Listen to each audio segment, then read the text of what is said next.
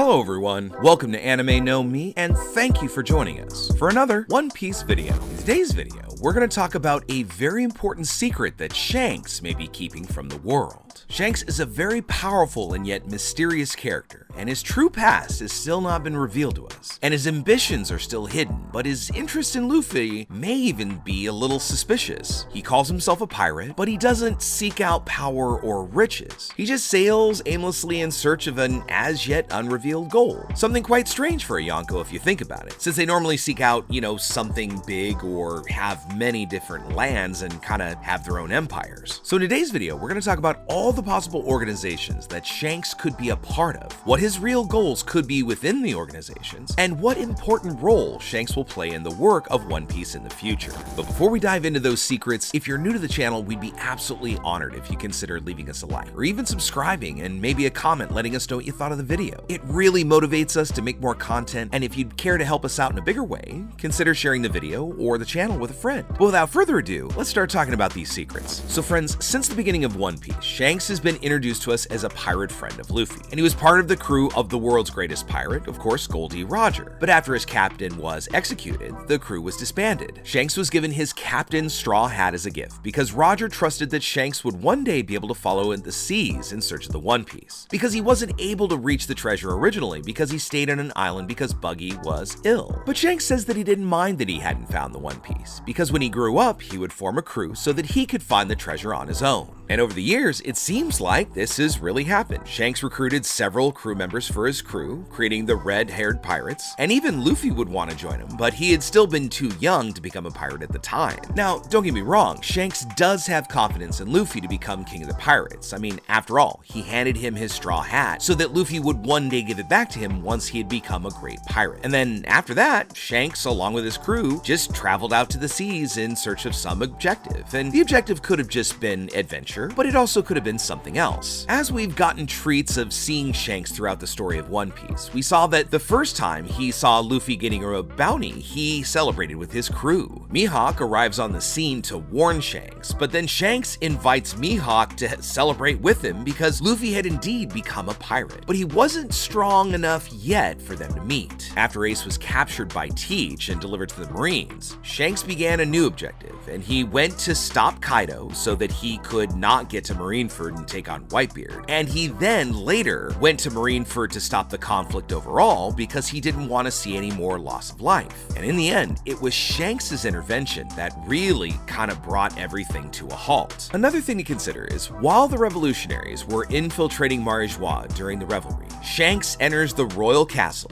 and goes to the Gorosei to talk to them face to face. And even though Shanks is a pirate and a Yonko, they didn't seem to be surprised, which might mean that he's gone to talk to them more than once. We've also seen that Shanks' attitude doesn't maybe match that of a lot of the other pirates in the world. He's always seemed to be a peacemaker and the one to bring an end to fights. And moreover, when he talked to the Gorosei, he did so as if he had some kind of connection with them. So there may be a possibility that Shanks is not really a pirate, and many have even commented, and we've even commented here on this channel, that he may even have a connection with the world nobles. After all, we know that Shanks is mysterious, but he also knows a lot about what's going on in the world. So he might have been from a family of former world nobles, like Doflamingo, or maybe he just left his family at some point in the past. There's even been a possibility that Shanks could be Zebek's son, and we've seen a lot of information about Zebek's past being hidden, but it could be that Shanks was his son. After all, we don't really know how Shanks joined Roger's crew, but it could have easily been during the confrontation where we had Garp and Roger fighting Zebek in the God Valley incident. Shanks is at about the right age when this would have happened, and before Roger left, maybe he found Shanks and took him with his crew so that this little boy could become a great pirate in the future. And this would even explain why Shanks is so powerful. I mean, after all, he was the son of the pirate who really had to make Roger team up with Garp to be able to bring him down. And besides, having lived a long time and mentored by the king of the pirates himself. So maybe Shanks' great and immense power is something he inherited from Zebek, and that was what really gave him the ability to become a Yonko. But with that idea talked about, let's talk about another possibility. Now, it's possible, but maybe less probable than kind of the idea that Shanks is somehow related to a celestial dragon or, say Zebek. But let's talk about the possibility that Shanks is in fact a Marine disguised as a pirate. Now, we know that there are Marines who are pirates, and we've gotten this information as we've learned and met different pirates throughout our journey. For example, X-Drake is the son of a pirate who became a Marine, and for some time, he worked directly with the Marines, but was given a new mission and became a pirate to get access to the Beast Pirate organization. Together with Luffy, Law, Kid, and other pirates, X-Drake became a supernova, this new generation of pirates, and in this way, he managed to be considered a pirate by the whole world, but he still needed this cover so he could fulfill his main mission. X-Drake joined Kaido's crew with the purpose of slowly passing information back to the Marines. So he acted as a double agent, and there's a possibility that Shanks may be a Marine who happens to have the rank of a Yonko. As we know, the Yonko are part of the three great powers that control the New World. So along with the Yonko, we have the Marines and the SSG, that's part of the world government. And so with the world government, the Marines, and the Yonkos, these three great powers coexist to maintain peace and balance in the world. Also, even though the Marines are very powerful, their powers really aren't gonna stack up and be on par with an emperor. As we saw in the Battle of Marineford, it took 3 admirals, Teach, and his crew and other Marines to stop Whitebeard. And he was old and sickly and at the end of his life. Were Newgate in his prime, he probably would have taken out most, if not all, of the admirals. And so just consider that there is going to be a rather large difference in the power of Yonkos versus the admirals. So Shanks could be that Yonko who is there to keep the balance of power going. Just consider if Shanks had gotten involved after Kaido and Big Mom had formed their alliance. He'd be able to help the Marines to be able to defeat these 2 emperors, and he could still be a Marine that would be in that Yonko position and really be there to keep a balance between not only the Yonko but the Yonkos and the Marines. But as we see during the Marineford confrontation, he doesn't seem to be on any one side. Shanks has his own ideals, just like Garp, so he acts in a way where he can try and reduce loss of life. Also, think about the idea that once Shanks learned that this big battle in Marineford was going to involve the Yonko, Shanks goes as fast as possible to prevent any Yonko from taking control, because that would throw the balance of power between the world pretty much off its axis. So as we know, Shanks went to go and prevent Kaido from going to Marineford, and then once he had that taken care of, just kind of beat it and got there to the actual battle to finally bring everything to an end. And something interesting that happens in this whole exchange is that with the bodies, and with regard to the bodies of Ace and Whitebeard, Shanks asks Sengoku to allow him to take their bodies, because he wants to give them a proper burial. And strangely enough, this is something that Sengoku readily accepts without even thinking about it. So because Sengoku holds the highest position within the Marines, he might actually know about Shanks and the world government, and this was the reason he accepted the request. So sometime after this fight, he says that he'll get to see Luffy again, because at the time of Marineford, he hadn't become a great pirate yet. But it also could mean that Shanks could be a villain waiting in the wings, and in the future, it could be his main goal to take down Luffy. But if Shanks is this secret villain,